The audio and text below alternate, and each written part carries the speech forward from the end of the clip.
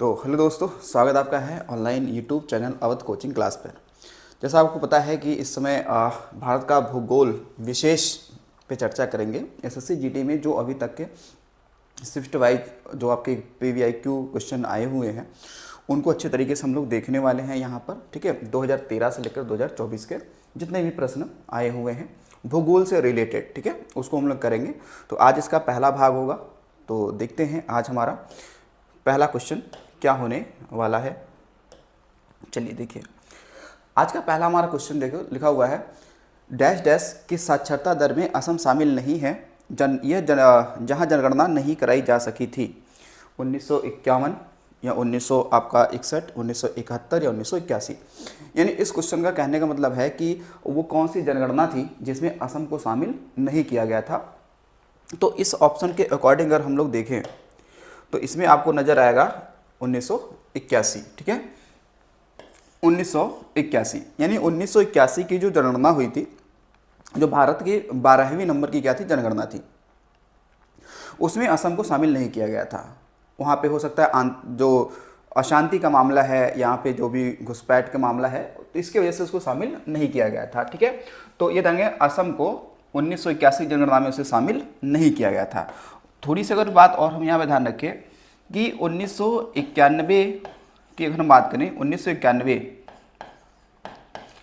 की जो जनगणना है, जनगणना 1991 की जनगणना में जम्मू कश्मीर को शामिल नहीं किया गया था।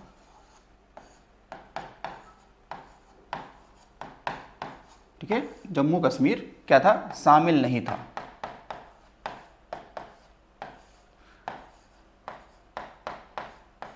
शामिल नहीं।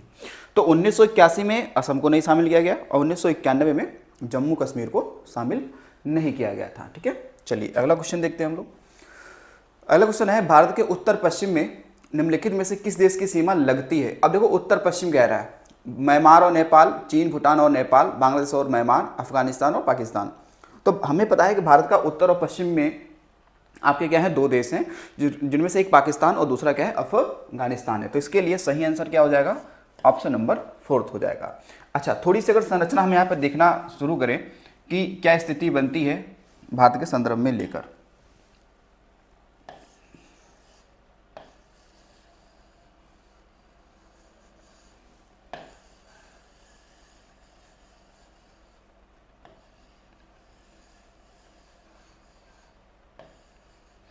देखिए, अगर यहाँ पे देशों को अगर हम देखना शुरू करें तो देखिए इस वाले साइड में, यानी यहाँ पे बहुत ही हल्का सा एक सीमा लगा होगा, जो होगा आपका क्या, अफगानिस्तान। ठीक है, क्या होगा, अफगानिस्तान। और यहीं से सीमा आपको इस तरीके से कुछ आपको लगा होगा जिसका नाम होगा क्या, पाकिस्तान। ठीक है, ऊपर वाले क्षेत्र में यहाँ पर अगर आप देखेंगे इस साइड में, तो इधर होगा क्या आपका चीन का क्षेत्र होगा। ठीक है, चीन का क्षेत्र होगा। फिर यहाँ पर बीच में देखेंगे, यहाँ पर तो नेपाल होगा। ठीक है, और यहीं पर इस वाले हिस्से में अगर देखेंगे तो भूटान होगा। इस वाले हिस्से में अगर देखेंगे यहाँ तक का तो वो म्यांमार होगा।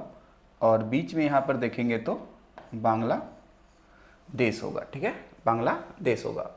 तो ये उत्तर पश्चिम में हो गया। ठीक है, और आप देखेंगे चीन और नेपाल की बात करें तो उत्तर में हो गए। ठीक है, भूटान को देखेंगे तो उत्तर पूर्व वाली दिशा में हो जाएगा। ठीक है, और म्यांमार देखेंगे पूर्व में हो जाएगा। और जो आपका बांग्लादेश है ये दक्षिण पूर्व वाले हिस्से में हो जाएगा। ठीक है, तो ये आपके 7 हैं, कितने हैं, 7 देश हैं जो स्थलीय सीमा लगाते हैं भारत से। ठीक है, तो भारत की स्थलीय सीमा की लंबाई कितनी है, स्थलीय सीमा की टोटल लंबाई कितनी है, तो बताएंगे 15,106। ठीक है, 0.6 भी करके है, ये क्या है, किलोमीटर है, इतना है, ये स्थलीय सीमा है। ठीक है, और अगर जलीय आपसे पूछ लेंगे तो बताओ जलीय सीमा कितनी है भारत की कुल, जलीय सीमा, तो बताएंगे वो है 7,516.6 किलोमीटर, इतनी है टोटल। ठीक है, टोटल मतलब है किसमें द्वीप भी शामिल हैं और राज्य जो हैं आपके वो भी शामिल है। ठीक है, केवल मुख्य भूमि से पूछेगा तो मतलब केवल 9 राज्यों को पूछेगा तो फिर 6100 है, बाकी ऑल ओवर जलीय सीमा इतना है। ठीक है, तो लगभग इसके दोगुना है स्थलीय सीमा। ठीक है, कहीं कहीं आपको 15,200 मिल जाएगा, लेकिन सही डाटा 15,106.6 किलोमीटर है। चलिए अगला क्वेश्चन देखिए। अगला क्वेश्चन है कि निम्नलिखित विकल्पों में से डैश डैश उच्चतम साक्षरता दर जनगणना 2011 वाला राज्य और केंद्र शासित प्रदेश है, कौन सा इसमें से है? कह रहा क्या गोवा है, क्या बिहार है, लक्षद्वीप है, राजस्थान है? तो देखिए इसमें सही आंसर आपका है वो है कौन सा? लक्षद्वीप। तो जो आपका लक्षद्वीप है यहाँ पे उच्चतम साक्षरता दर यहाँ पे माना देखा गया है। ठीक है, लगभग 95% के आसपास में। ठीक है, तो ये यहाँ पे है। और देखो बिहार में क्या है? सबसे कम साक्षरता दर है। यहाँ पे क्या है? सबसे कम है। बिहार में क्या है? साक्षरता दर यहाँ पे क्या है? सबसे कम है। ठीक है, सबसे कम है। ठीक है, तो इसमें कहीं कहीं 61 मिलेगा, कहीं कहीं 63 मिलता है। ठीक है, तो सबसे कम है तो मेरे हिसाब से यहाँ पे 61 होना चाहिए, 61.80% ये साक्षरता दर यहाँ पे। ठीक है, अब साक्षरता की बात आई है तो साक्षरता मतलब कह सकते हैं कि भाई साक्षर व्यक्ति कौन होता है? जो पढ़ना और लिखना जानता है वो साक्षर है। ठीक है, तो अगर मैं कहूँ साक्षर का मतलब क्या है, अगर आपसे कहा जाए कि साक्षर का मतलब है कि भाई जो पढ़ना और प्लस क्या लिखना जानता है, लिखना जानता है वही क्या है? वही साक्षर है। तो साक्षरता में 7 वर्ष या इससे अधिक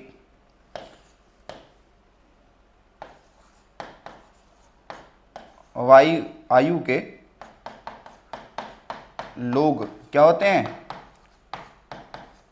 शामिल होते हैं। ठीक है, 7 वर्ष से जो ऊपर होते हैं। ठीक है, तो ये आपको इतने थोड़ी सी बातें ध्यान रखना है। ठीक है, उच्चतम साक्षरता दर कहाँ पे है? तो वह कहाँ पे? लक्षद्वीप में है। ठीक है, चलिए अगला क्वेश्चन देखिए। अगला क्वेश्चन है भारत अपनी भूमि सीमाएं डैश डैश देशों के साथ साझा करता है 8, 6, 7, 5। तो ये क्या भूमि की बात कर रहा है ना? तो 8, 6, 7 अभी तो बात की थी हमने, कितने हैं? तो वह कितने हैं? 7 हैं। कितने हैं? 7 हैं। तो इन 7 को बात करते हैं तो वो क्या है आपके? एक है कौन सा? बांग्लादेश हो गया। ठीक है, बांग्लादेश हो गया। इसके बाद में आप देखेंगे चीन है, इसके बाद में आप देखेंगे पाकिस्तान। कौन सा है? पाकिस्तान। फिर आप देखेंगे कौन है? नेपाल। फिर है आपका म्यांमार। फिर है आपका भूटान और फिर है आपका कौन सा? अफगानिस्तान। ठीक है, यही तो है 7, यही 7 हैं।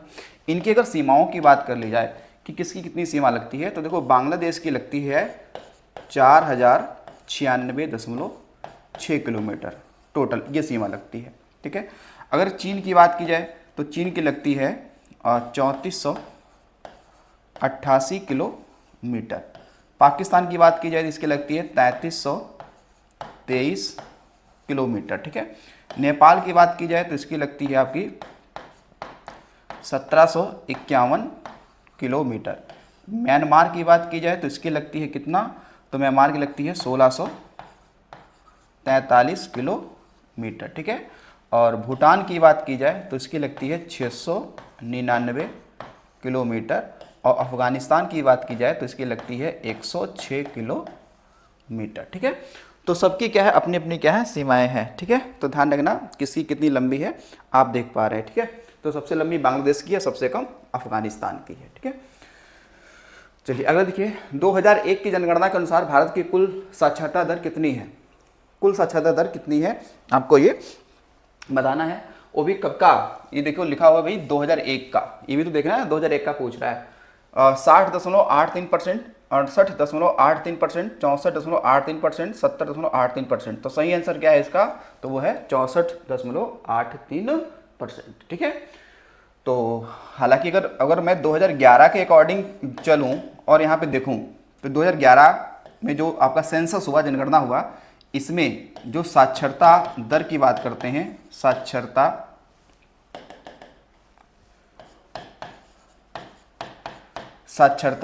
की मैं अगर बात करूं तो देखिएगा, मतलब औसतन जो बात करते हैं वो आपका है, यहां पे मैं औसत लिख लूं क्या,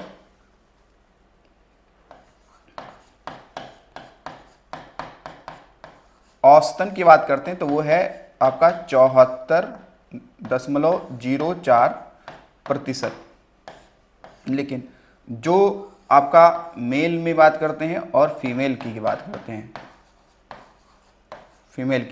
हैं, तो मेल में ये है 82% समथिंग और फीमेल में है ये 65%। साक्षरता दर ये है, ठीक है, भारत में, ठीक है।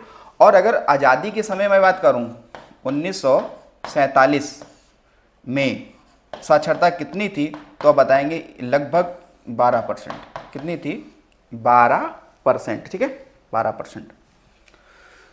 श्रीलंका भारत से पाक जलडमरू और डैश डैश द्वारा निर्मित समुद्र में एक संकीर्ण मतलब पतला चैनल मतलब जलमार्ग द्वारा अलग होता है। किसके द्वारा? तो भारत जो श्रीलंका के बीच में एक जलडमरू है, ठीक है, तो वो किसको अलग करता है? तो देखिएगा वो है क्या आपका, तो है मन्नार की खाड़ी, ठीक है, मन्नार की खाड़ी। तो आपने ऐसे देखा होगा संरचनाओं में देखा जाए तो जैसे कि इस समय ये क्या आपका भारत है, ठीक है, और यहाँ पे आप देखेंगे तो एक संरचना आपको ऐसे मिलेगी जो आपका क्या है, श्रीलंका है, ठीक है, ये क्या है आपका श्रीलंका है, ये श्रीलंका है। इधर आपका तमिलनाडु है, ठीक है, तो बीच में आप देखेंगे इस तरीके से कुछ डैश डैश सा बना होगा, ठीक है। तो इस साइड में आप देखेंगे तो आपका मन्नार की खाड़ी मिल जाएगी, ठीक है, एक साइड में का मन्नार की खाड़ी मिल जाएगी आपको। तो ये जो इस बीच में है आपका, ये इसे हम बोलते हैं क्या, पाक जल डमरू, ठीक है, पाक जल डमरू। तो पाक जल डमरू किन दो देशों के बीच में है? तो बताएंगे भारत और श्रीलंका के बीच में। किस किस को अलग करने की बात कहेंगे? तो अलग करेंगे तो होगा आपका क्या, मन्नार की खाड़ी, ठीक है, वो अलग हो जाएगी किससे, तो आपको खम्बात वाली सॉरी इधर एक खाड़ी है उससे अलग हो जाएगी, ठीक है, जिसे हम लोग होते हैं पाक की खाड़ी, ठीक है। तो अलग करने की बात आएगी तो पाक की खाड़ी और तो देखो जल डमरू जो होते हैं वो जलीय निकायों को क्या करेंगे, जोड़ेंगे और स्थलीय भाग को अलग करते हैं। तो अलग करेगा श्रीलंका और भारत को, और जोड़ेगा किसको, तो पाक की खाड़ी को मन्नार की खाड़ी से जोड़ेगा, ठीक है। तो पाक जल डमरू के बारे में ध्यान रखिएगा। बाकी यहाँ पे देखिएगा खम्बात की खाड़ी, ये कहाँ पे है, तो ये आपको मिलेगा कहाँ पे, तो ये गुजरात में है। कहाँ पे है? ये गुजरात में है, ठीक है। और कच्छ की खाड़ी ये भी कहाँ है, ये भी गुजरात में ही है, अरब सागर में, ये भी गुजरात वाले हिस्से में पड़ेगा। मन्नार की खाड़ी ये तमिलनाडु के पास में है। तो जो आप देखेंगे एक आदम ब्रिज सुना होगा, आदम ब्रिज, तो एडम जो एडम भी कहते हैं, आदम भी कहते हैं। तो अगर मैं कहूँ यहाँ पे कि एक होता है क्या, आदम ब्रिज, ठीक है, आदम ब्रिज। तो आदम ब्रिज का ही क्या है, भाग है कौन सा, तो बताएंगे पंबन, पंबन द्वीप, ठीक है, जो कहाँ पे है, रामेश्वरम में है, ठीक है। रामेश्वरम कहाँ पड़ेगा, तमिलनाडु में पड़ेगा, ठीक है। तो एडम ब्रिज की शुरुआत होती है कहाँ से, धनुषकोडी से। धनुषकोडी तमिलनाडु का अंतिम गांव माना जाता है। आगे देखिए अगला है, भारत अपनी लगभग डैश डैश भूमि सीमा अफगानिस्तान के साथ साझा करता है। 706, 506, 306, 106। तो अभी हमने पढ़ा ही था, कितना था, तो वो था आपका 106 किलोमीटर, जो कि सबसे क्या है, सबसे कम है, ठीक है, सबसे कम है। निम्नलिखित में से कौन सा देश भारत के साथ सबसे लंबी भूमि सीमा साझा करता है? बांग्लादेश, पाकिस्तान, चीन, नेपाल। तो हमने उसमें देख ही लिया था कितना था, तो 4096 था, किसका, बांग्लादेश का था, ठीक है। इसकी लंबाई कुल कितनी थी? इसकी लंबाई थी आपने देखा 4096.6 किलोमीटर, यानी कि आप 4097 भी कह सकते हैं, ठीक है। पाकिस्तान में कितना था लंबाई, तो ये था 3323 किलोमीटर। चीन में कितना था, 3488 किलोमीटर। नेपाल में कितना था, तो 1751 किलोमीटर, मीटर, ठीक है, ये ध्यान रखिएगा। तो देखो नेपाल से भारत के कितने राज्यों की सीमा लगती है? 5 राज्य। कितने लगते हैं? 5 राज्य, ठीक है। बांग्लादेश से कितने लगते हैं? तो बताएंगे 5 राज्यों की सीमा लगती है, ठीक है। पाकिस्तान की बात करेंगे तो यहाँ से कितने लगती है? तो बताएंगे 4 राज्य, ठीक है। 4 राज्य का मतलब ये होगा कि गुजरात भी है, ठीक है, उसमें आप देखेंगे राजस्थान भी है, ठीक है। उसके अलावा देखेंगे तो एक आपको मिल जाएगा, इसे बोलेंगे पंजाब, ठीक है, और एक आपका क्या होगा? जम्मू कश्मीर, ठीक है। तो इस तरीके से आपको ध्यान रखना है, ठीक है। तो एक बार देखिए, जो पाकिस्तान की अगर सीमाओं की हम बात करें तो उसमें कौन कौन सा लगेगा? तो पाकिस्तान में आप देखिए एक बार, एक तो है आपका कौन सा? जम्मू कश्मीर है, इसके अलावा एक आपका पंजाब है, पंजाब के बाद आपको एक मिलेगा क्या? राजस्थान, फिर मिलेगा कौन सा? गुजरात। कौन सा मिलेगा? गुजरात मिलेगा, ठीक है। और कहीं ना कहीं देखा जाए तो बहुत कम हिस्सों में, ठीक है, बहुत ही कम हिस्सों में आपका जो एक सीमा लगती है किसकी? लद्दाख वाले की, ठीक है। किसकी लगती है? तो इधर लिख देंगे किसकी? लद्दाख की। तो यानी कि अगर यहाँ पे हम बात करें तो टोटल ये 5 होगा, लेकिन कैसे? हाँ, इसमें अगर होगा क्या? 5 होगा, लेकिन कैसे? तो वो हो जाएगा 3+2 के रूप में, ठीक है। यानी टोटल 5, 2 तो केंद्र शासित प्रदेश हो जाएंगे, है नहीं, और बाकी आपका ये हो जाएगा। तो चलिए आगे देखते हैं। अगला सवाल हमारा है, भारत में लोहे की उत्पत्ति पर कितने प्रमुख सिद्धांत स्थापित किए गए? 5, 4, 3, 2, ठीक है। तो भारत में लोहे की उत्पत्ति की देखा जाए तो उसमें 2 सिद्धांत स्थापित किए गए हैं, ध्यान रखिए 2। देखो भारत में अगर देखा जाए लोहे का प्रमाण अगर देखा जाए सकी सबसे पहले कहाँ मिलता है आपको? तो ये मिलेगा आपको उत्तर वैदिक काल में। कब मिलेगा? उत्तर वैदिक काल में सबसे पहले मिलता है। और उत्तर वैदिक काल में वो जगह क्या होगा? वो यूपी का एक जगह है, एटा में जिला है अतरंजी खेड़ा, वहाँ से लोहे के प्रमाण मिलते हैं, ठीक है। तो ये ध्यान रखिएगा कि हड़प्पा सभ्यता और पूर्व वैदिक काल यानी कि ऋग्वैदिक काल में लोहे का कोई भी साक्ष्य नहीं पाया गया है, ठीक है। तो अगर हम बात करते हैं कि लोहे के 2 प्रमुख सिद्धांत स्थापित किए गए हैं, ठीक है, तो देखिए, तो लोहे का जो फर्स्ट कह सकते हैं साक्ष्य है, एविडेंस प्राप्त हुआ था, वो हुआ था कब? तो ये हुआ था उत्तर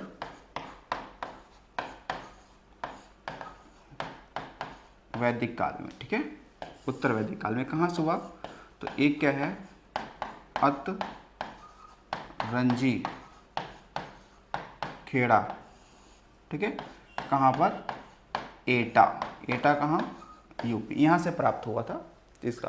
फिर उसके बाद में देखा जाएगा तो ये प्राप्त हुआ आपका बनारस से भी प्राप्त हुआ था, उससे पहले और देखा जाए तो ये तमिलनाडु में भी लोहे का साक्ष्य प्राप्त हुआ है। लेकिन अधिकतम लोगों का मानना है कि उत्तर वैदिक काल में ही लोहे की प्राप्ति हुई थी, ठीक है।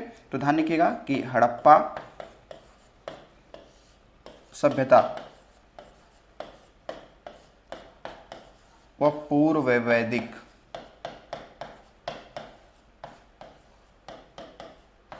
काल में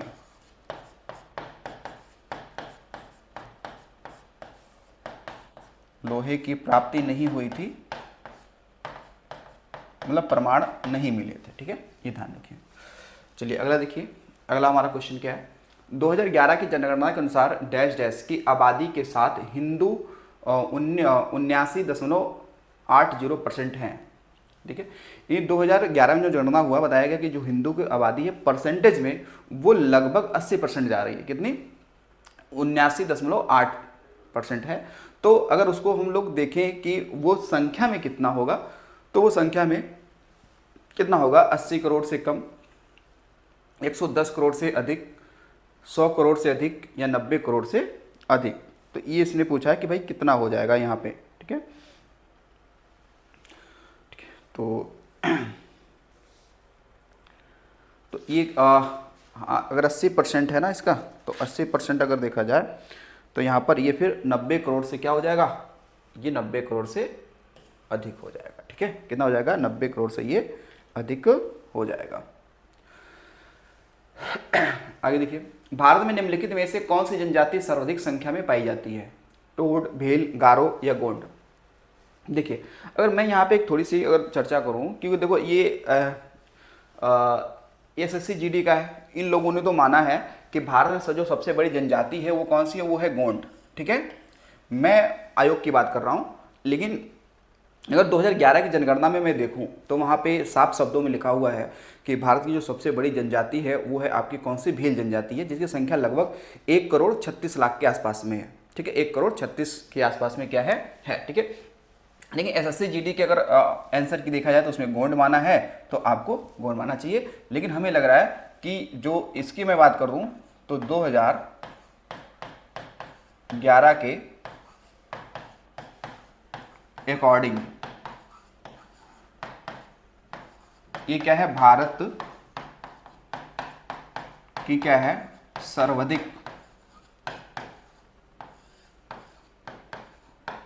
क्या है? बड़ी जनजाति है। ठीक है, सर्वाधिक बड़ी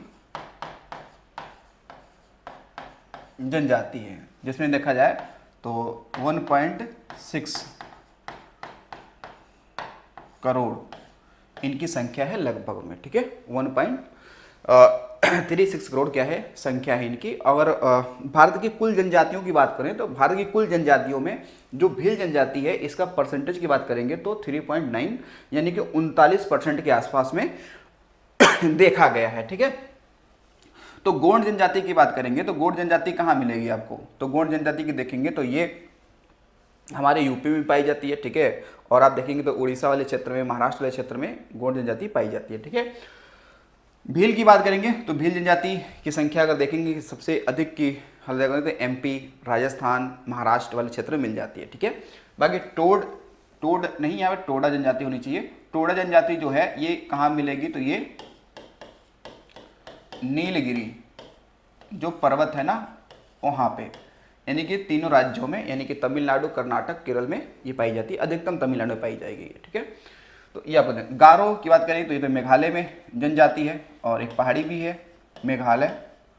ठीक है, मेघालय में ये जनजाति है और एक पहाड़ी भी है। ठीक है, तो देखिए, तो एसएससी के हिसाब से गोंड जनजाति सबसे बड़ी है, लेकिन 2011 की जनगणना के अनुसार भील जनजाति सबसे बड़ी जनजाति है।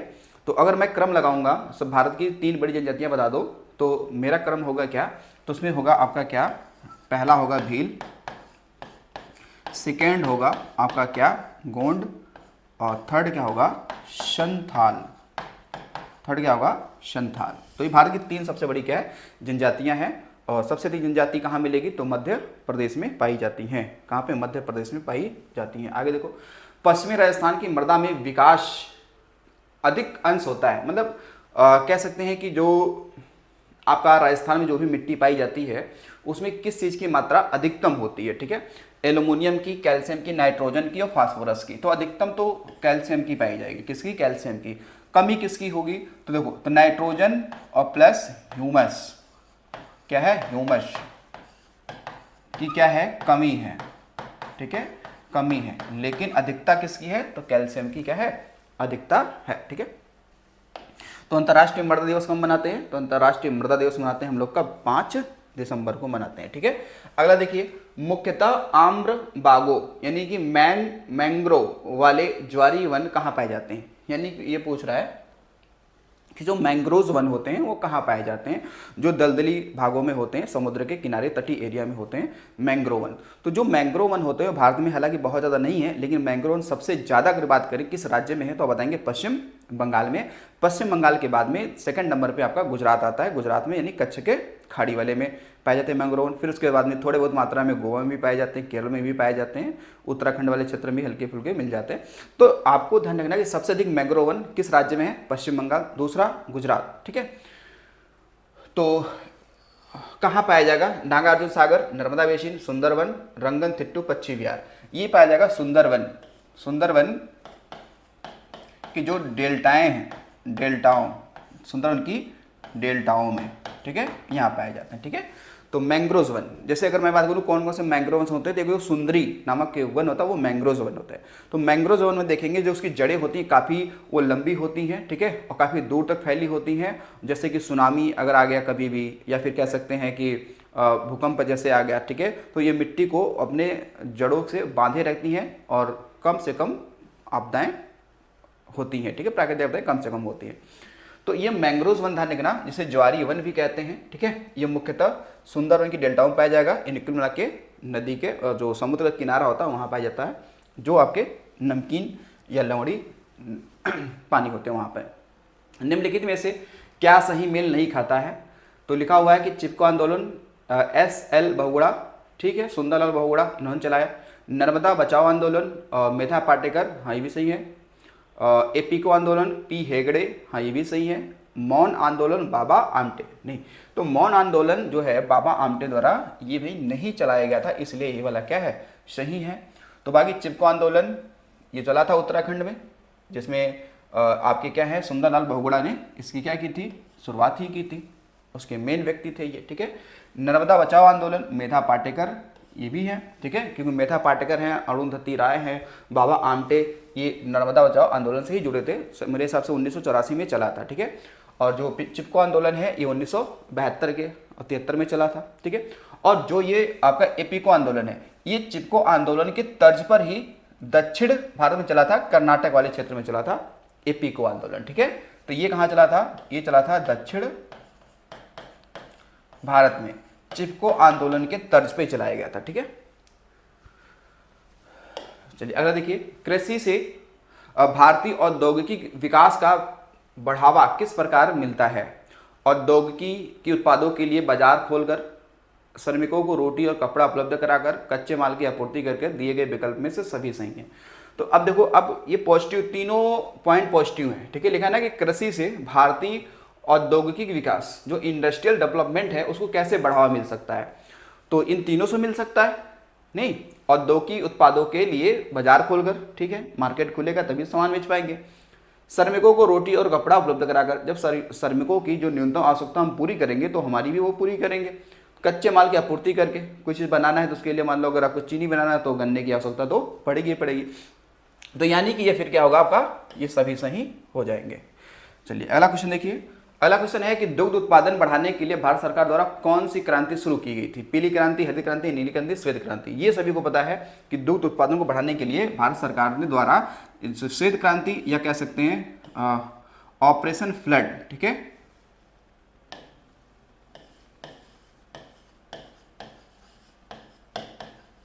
ऑपरेशन फ्लड शुरू किया था। कब? तो ये शुरू हुआ था 1970 में शुरू हुआ। कब हुआ? 1970 में। और कौन है? तो आपको पता है कि श्वेत क्रांति के जनक हम माने जाते हैं किसे? तो डॉक्टर वर्गीज कुरियन। डॉक्टर कौन थे? तो वर्गीज कुरियन, ठीक है, वर्गीज कुरियन ये थे, ठीक है। तो इनको श्वेत क्रांति का जन्म माना जाता है। वर्तमान में भारत पूरे वर्ल्ड में दूध उत्पादन में पहले स्थान पे आ गया। क्यों? क्योंकि ये क्रांति का क्या था? एक देन था, ठीक है। इस आपने पढ़ा होगा कि हमारे यहाँ पे क्या है, एक आनंद है। आनंद का फुल फॉर्म पढ़ा होगा कि जैसे अमूल है, ठीक है, आनंद है, ये क्या है आपके एक डेयरी विकास बोर्ड की तरीके से काम करते हैं, ठीक है। पीली क्रांति सबको पता है कि तिलहन से है। हरित क्रांति क्या है? आपने पढ़ा होगा कि खाद्यान्न उत्पादन से है, ठीक है। और आपने नीली क्रांति पढ़ा होगा मत्स्य उत्पादन से है, ठीक है। तो आपको ध्यान रखिए इसमें सही आंसर क्या है आपका? तो डी सही हो जाएगा, ठीक है। अगर आपसे पूछ ले कि भाई 1970 में शुरू हुआ, तो 1970 का मतलब ये है कि इस समय कौन सी पंचवर्षीय योजना चल रही थी, तो आप भी बता सकते हो कौन सी पंचवर्षीय योजना चल रही थी। तो मेरे हिसाब से ये चौथी पंचवर्षीय योजना का क्या है, ये परिणाम है, ठीक है। आगे देखिए, जनगणना कितने वर्ष में एक बार की जाती है? प्रतिवर्ष, 5 वर्ष, 10 वर्ष या 15 वर्ष? तो मेरे हिसाब से भाई क्या सही है?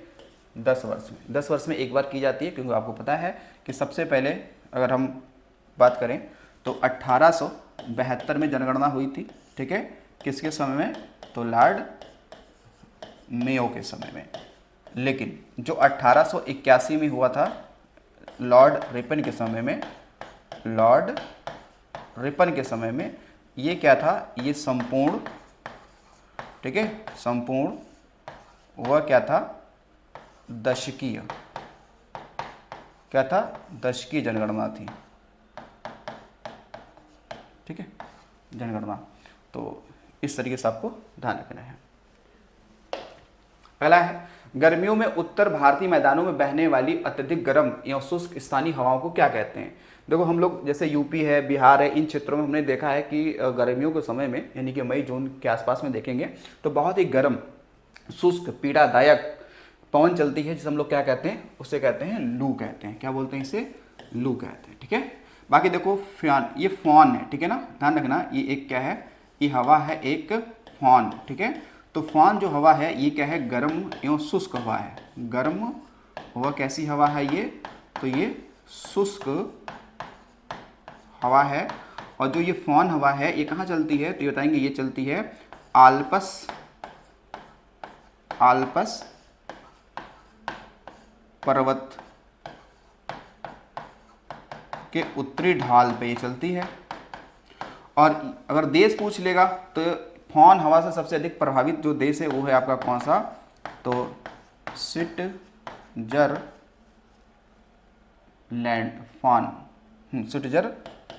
हो जाएगा। ठीक है, ये मिस्ट्रल अगर देखा जाए तो ये क्या है आपका, ये कहीं ना कहीं आपकी ठंडी एवं शुष्क हवा है ये। और ये कहाँ चलेगी, तो कह सकते हैं कि आपका जो फ्रांस का जो दक्षिणी भाग है, फ्रांस के दक्षिणी हिस्से में ये चलती है, यानी कि भूमध्य सागर के उत्तरी भाग में, भूमध्य सागर की ओर ये चलती है। ठीक है, ये चलती है। ठीक है, जेट स्ट्रीम 2 ये हवा ये भी है, लेकिन ये चलती कहाँ, क्षोभ मंडल के ऊपर चलती है। नर्मदा नदी मध्य प्रदेश में डैश डैश निकलती है, अरावली की पहाड़ी से, अमरकंटक की पहाड़ियों से, नीलगिरी की पहाड़ियों से, सतपुड़ा की पहाड़ियों से। तो देखो अमरकंटक जो है वो सतपुड़ा का ही क्या है, एक पहाड़ी है जिसका नाम है अमरकंटक की पहाड़ी। तो अमरकंटक की पहाड़ी से आप देखेंगे तो यहाँ से 3 नदियाँ निकलती हैं। एक तो कौन सा है, नर्मदा, दूसरी कौन सी है, दूसरी आपकी है कौन सी, सोन नदी, और तीसरी कौन सी है, तो जोहिला। कौन सी है, जोहिला। तो ये तीनों नदियाँ एक ही जगह से निकलती हैं, अमरकंटक की पहाड़ी से, और तीनों दिशाओं में बहती हैं, मतलब 3 दिशाओं में बहती हैं, निकलती एक ही जगह से है लेकिन बहती है तीनों दिशाओं में है। ठीक है, अब देखिए, डैश डैश भारत का एक प्रमुख लौह अयस्क क्षेत्र है। अब गुजरात, राजस्थान, तमिलनाडु, छत्तीसगढ़, उत्तर प्रदेश, बिहार, उड़ीसा, झारखंड। तो देखिए लोहे का अच्छा खासा उत्पादन मिलता है कहाँ पे, उड़ीसा और झारखंड में। कहाँ पे, उड़ीसा और झारखंड में। तो ये कह रहा है प्रमुख, कह रहा है ऐसा नहीं इन क्षेत्रों में नहीं मिलते हैं, लेकिन इस क्षेत्र उड़ीसा और झारखंड में ज़्यादा पाए जाते हैं। ठीक है, बाकी और जगह मिलते हैं। बाकी छत्तीसगढ़ में आपने देखा होगा एक इस तरह क्षेत्र है जिसका नाम है बैलाडीला। ठीक है, बैलाडीला। तो बैलाडीला जो खान है ये कहाँ पे है, ये है आपका कहाँ पे, छत्तीसगढ़ में। ठीक है, और यहाँ पे हेमेटाइट, किसका, हेमेटाइट कोयला, सॉरी हेमेटाइट लोहे गैस का निकाला जाता है।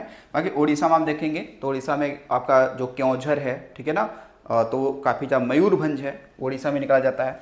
कर्नाटक में आप देखेंगे वेल्लारी, चित्रकूट, ठीक है, और चिकमंगलूर, ये क्षेत्र बहुत लोहे के लिए जाने जाते हैं आपके। ठीक है,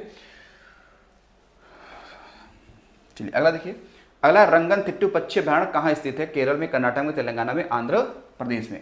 तो रंगनतिट्टू पक्षी विहार जो है वो है कहाँ पे, कर्नाटक में। कहाँ है, कर्नाटक में हो जाएगा। अगला देखिए, Indira Gandhi memorial tulip garden जो कि एशिया का सबसे बड़ा ट्यूलिप गार्डन है, कहाँ पे स्थित है, देहरादून, धर्मशाला, श्रीनगर और शिमला। तो ये तो सभी को पता है, वो कहाँ पे है, श्रीनगर में। कहाँ पे, श्रीनगर में ये मिल जाएगा आपको।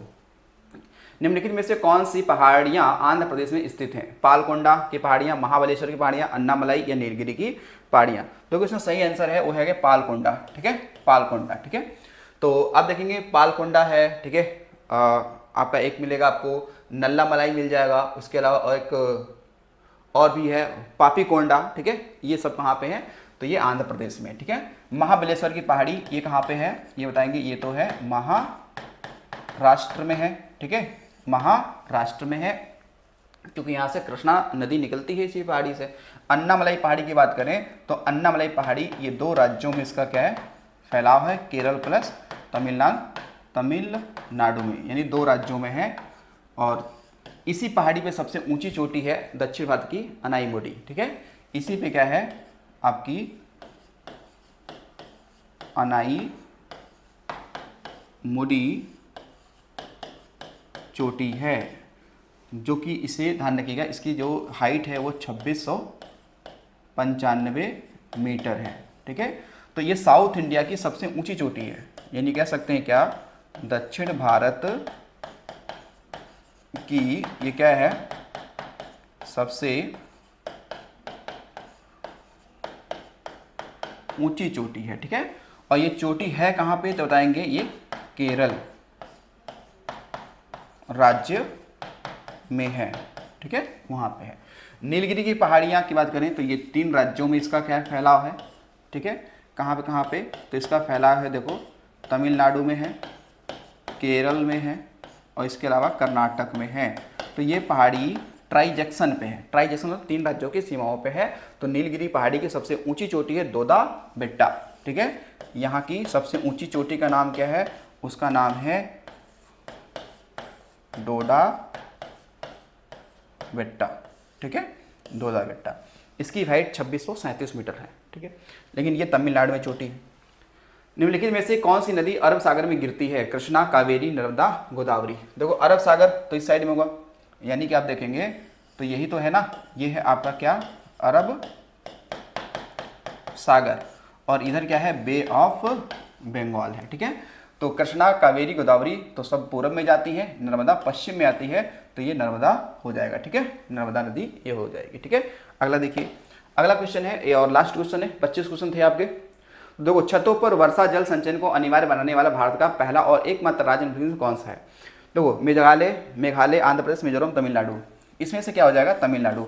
तमिलनाडु ने ये नियम बना दिया है, अधिनियम बना दिया, अनिवार्य कर दिया है कि जब भी बरसात होगी तमिलनाडु के हर घर के जो छत हैं उसके ऊपर पानी जितना गिरेगा उसको आपको स्टोर करना है, उसको वेस्ट नहीं जाने देना है, ताकि जल प्रबंधन अच्छा कर सके, पानी की कमी की जो आपूर्ति है वो हम कर सकें। तो ये तमिलनाडु राज्य है जिसने छतों पर जल संचयन को अनिवार्य बनाने वाला भारत का पहला और अभी तक का एकमात्र ये राज्य बन चुका है, ठीक है।